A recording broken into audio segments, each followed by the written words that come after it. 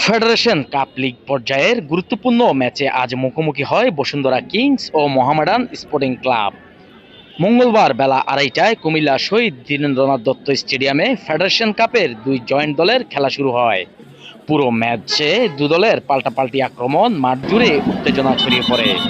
সাদা কালোদের গ্যালারিতে দর্শকদের উল্লাস উদ্দীপনা যেন উৎসব পরিণত হয়। অপরদিকে উল্লাসে পিছিয়ে ছিল না কিংসের দর্শকরা। বসুন্ধরার প্রতি আক্রমণ মাঠে আসা ফুটবল প্রেমীদের মন কেড়ে নেয়। টান টান উত্তেজনাপূর্ণ ম্যাচটি গোল শূন্যে হয় ড্র। শীর্ষ দুই দলের এই লড়াইকে ঘিরে মাঠে ও মাঠের বাইরে ফুটবল প্রেমীদের মধ্যে ছিল ব্যাপক আগ্রহ ও উত্তেজনা।